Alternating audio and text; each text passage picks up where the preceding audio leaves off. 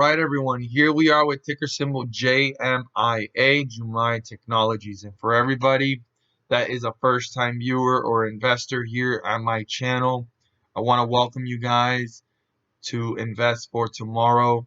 And if you guys learn something new or find this video worthwhile and helpful, please, I encourage you guys to go ahead and check out more videos in my channel, and don't forget to subscribe so that you guys don't miss out on a single video that I post. So all my subscribers, I want to say thank you always for engaging in conversation, hitting the like button to let me know you watched the video, and sharing these videos with other friends and everybody in your investing communities. I really appreciate that as well. Anybody that has feedback or any questions or wants to engage in conversation in regards to the ticker symbol, you're more than welcome to. I encourage that, and I love to see you guys discuss different points of views and what's going on with the charts. So I really encourage you guys to do that. So let's jump into this chart. So support was not even touched or needed. Resistance level was quickly broken, and it was trying to use it as support right here. And quickly after that, bulls lost leverage and it dipped.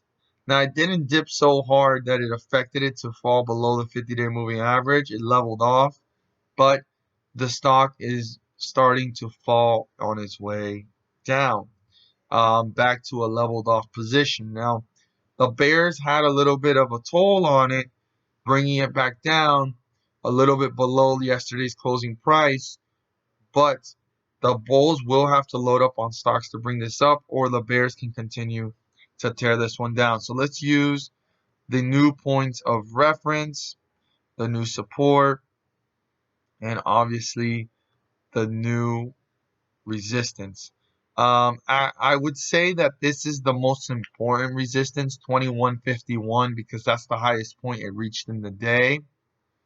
But that's something you could write down. But in a more zoomed in and focused picture, the support is way down here, and the new resistance that I would tell you guys to pay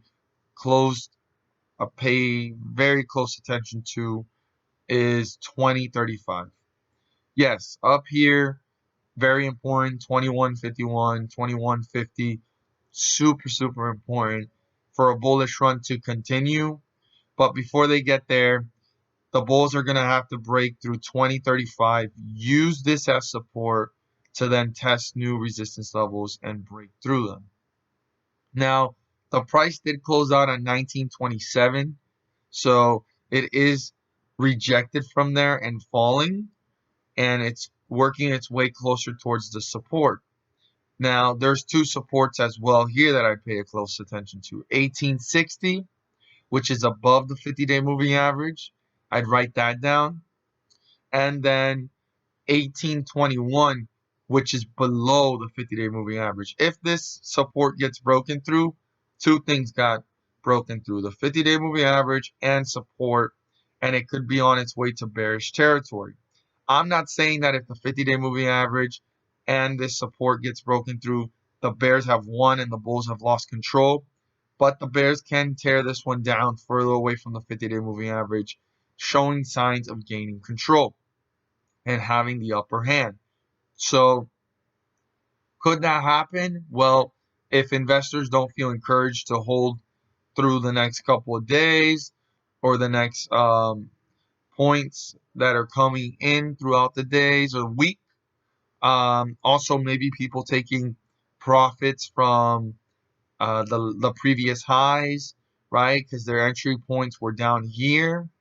There's so many different factors, fear and so forth. So if that sell-off was to happen, this could end up somewhere in this area. But again, I don't like to say that the bears have won and the bulls lost control, because the bulls can load up on stocks, take advantage of the price, and bring this one back up. But I'd pay very close attention to first 1860, because it's before the 50-day moving average, and our 50-day moving average is 1828. So it's significant, and it's not letting me land right on it. Landed exactly on it. Perfect. 1828 is above the support. So I'd pay first a close attention to 1860. If that gets broken through, obviously watch towards the next support or even the 50-day moving average and see what's going on.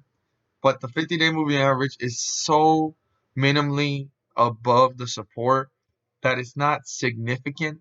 But when a 50-day moving average is above support, I like to really say and emphasize, pay very close attention to the stock as it gets closer to these numbers, to the price that the support's at, which is 1828. Write that down.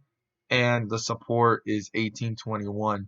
I mean, they're so close to each other, but I pay very, very close attention as these numbers of the stock and the price tends to head towards these numbers because it could be well on its way to break through it and fall to newer lows and into bearish territory.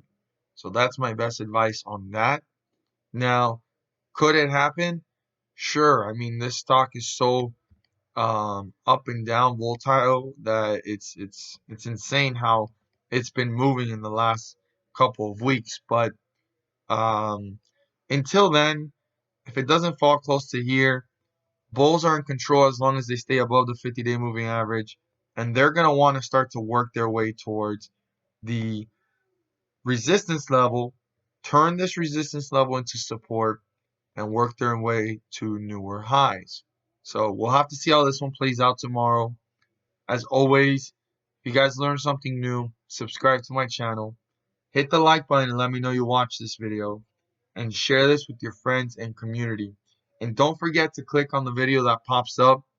If you're a first time viewer, I highly encourage you to check that out.